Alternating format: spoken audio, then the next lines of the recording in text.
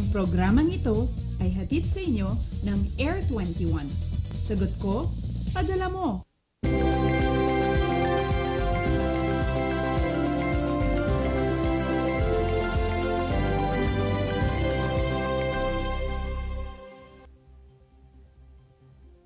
Good morning Luzon, Visayas at Mindanao. Midweek na tayo at ilang tulog na lang, abay magtatapos na rin ang July. Ang bilis talaga ng araw, ano? Sa mga estudyanteng papasok today, huwag kakalimutang kumain ng almusal ha, para may energy ka mamaya. Habang naghihintay naman ng service, hayaan mong pabaunan ka rin namin ng bagong kaalaman. Live mula sa Pag-asa Weather and Flood Forecasting Center, ito ang Panahon TV na simula Lunes hanggang Linggo, unang maghahatid sa inyo ng pinakabagong ulat panahon. Sa mga naka-online na as early as now, sabay din kaming mapapanood via online streaming sa www.ptv.ph. Kasama niyo po ngayong Wednesday morning, July 27, 2016. Ako po ang inyong weather lover, Amor La Rosa. Eto para sa mga nilulook forward ang pagsikat ng araw. Ang sunrise po natin for today, yan ay 5:38 ng umaga. At para naman sa mga magse-celebrate ng kanilang monthsary mamaya, dapat makapagpa-reserve na kayo sa restaurant malapit dito sa Manila Bay para makita nyo rin ang romantic sunset. Mangyayari naman yan 6:27 ng gabi.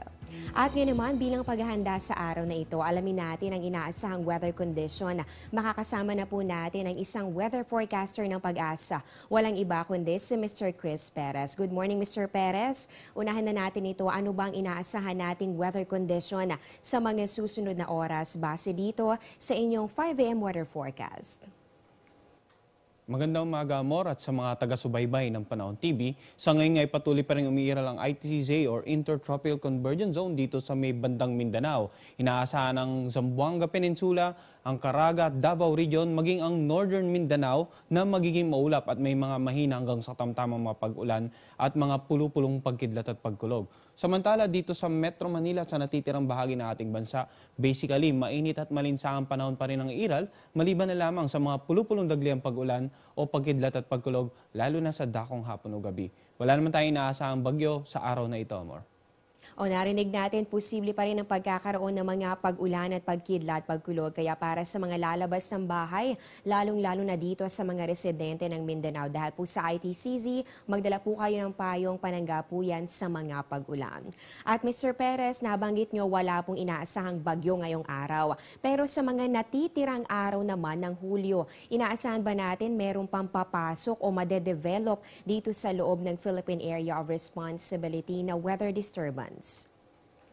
Amor, posible nga magkaroon ng isang sama ng panahon na inaasahan probably this coming weekend. No? Makikita natin itong kaulapan dito sa silangang bahagi ng Mindanao. Dito tayo umaasa magkakaroon ng isang low pressure area na posible nga makapekto initially dito sa silangang bahagi ng ating bansa sa darating na Sabado at Linggo at maging sa Lunes at Martes ng susunod na linggo. Kaya sa ating mga kababayan, pinapayagan po natin na patuloy ngang magantabay sa mga weather updates na ipapalabas ng Pag-asa simula po sa araw na ito.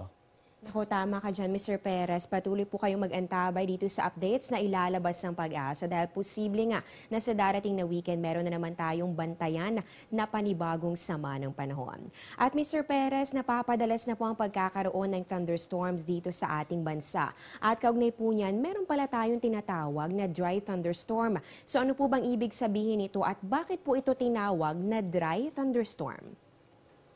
Amor, yung tinatawag nating dry thunderstorm. No? Ay karaniwan ay parang isang regular thunderstorm din to. May mga pagkulog at pagkidlat. Yun nga lang, yung mga pag-ulan na lumalabas o bumababa mula sa cloud base nito ay hindi na nakakarating sa kalupaan ng ating bansa. Sa mga iba't ibang reason. Isa dyan ay yung napakataas na development ng cloud base nito mula nga dito sa surface ng ating kalupaan. Pangalawa, maaaring yung space between sa cloud base at sa kalupaan ng ating bansa ay masyadong malaki, mainit ang temperatura at mababa ang moisture content. So ang nangyayari niyan, yung mga ulan na bumabagsak mula dun sa cloud base ay bumahalo na dun sa mainit at yung hangin sa espasyo between the cloud base and the ground. at muli itong nag-evaporate. Kaya ang nangyayari, hindi na ito nakakarating dito sa kalupaan ng ating bansa. Yung ganong phenomenon, karaniwan, ang tawag po natin dyan ay virga. At karaniwan po, nangyayari yan sa mga bansa na may malawak na kalupaan na karaniwan ay napakainit ng temperatura at yun nga, mababang moisture content ng hangin. Subalit dito sa ating bansa, dahil sa napapaligiran nga po tayo ng malawak na karagatan, ay bihira natin itong mararanasan. Subalit magkaroon man ng dry or wet na thunderstorm, iba yung pag-iingat sa ating mga kababayan sapagkat alam naman natin yung mga hazards na dala nito, yung mga malalakas na pag-ulan at lalong-lalo na umiwas din tayo sa mga pagkidlat at pagkulong na dala nito. Ayan, dagdag kaalaman yan para sa ating lahat, lalong-lalo na para sa mga estudyante ang tungkol dito sa virga. So, hindi umaabot yung pag-ulan dito sa atin sa ground. At panghuling katanungan na lamang, ito po ay question mula naman sa Panahon TV follower na si Ana Orquista. Ang tanong niya, ano raw po ba ang kahulugan ng panahon? Marahil po ang ibig niya sabihin dito yung terminology na panahon. Ano nga ba yan at ano po yung pinagkaiba nito sa klima? Magandang katanungan yan, no, Ana? So, karaniwan ang panahon at klima ay halos pareho ang definisyon. Karaniwan ito ay tumutukoy sa kalagayan sa labas ng ating bahay, yung katangian at kalagayang pangkalikasan na karaniwan ay naiimpluwensya ng ating atmosfera. Yun nga lang, pag pinag-usapan natin panahon, karaniwan yung kalagayang ito ay bumibilang lamang ng oras hanggang sa ilang araw, pinakamatagal na yung 1 linggo o hanggang 2 linggo. Pag pinag-usapan naman natin ng klima, pinag-usapan natin dito yung magiging lagay ng panahon sa mas mahabang oras. Karaniwan, umabot ng buwan, ito yung ika-6 na buwan, or minsan taon, or minsan hanggang ika-10 taon. So yung paulit-ulit na pattern ng lagay ng panahon, yun po ang klima, yung mas matagal ang duration. Now, itong dalawang ito, karaniwan ay pinag-aaralan natin dito, they are related, lalong-lalo na sa paggawa ng ating mga weather forecast. So ayan, Ana, nabigyan na tayo ng paliwanag mula dito kay Mr. Perez tungkol dito sa iyong katanungan. Yan nga itong pagkakaiba ng panahon, ganun din dito sa klima. At katulad po ni Ana Orquista, pwede rin kayong magpadala ng inyong weather-related questions sa aming social media accounts. Maraming salamat, Mr. Chris Perez, sa naging impormasyon tungkol sa lagay ng ating panahon at mga dagdag kaalaman para sa ating viewers ngayong umaga. Nakasama po natin ang isang weather forecaster ng Pag-asa. Huwag kayong maglilipat ng channel dahil magbabalik pa ang Panahon TV pagkatapos ng ilang mga paalala.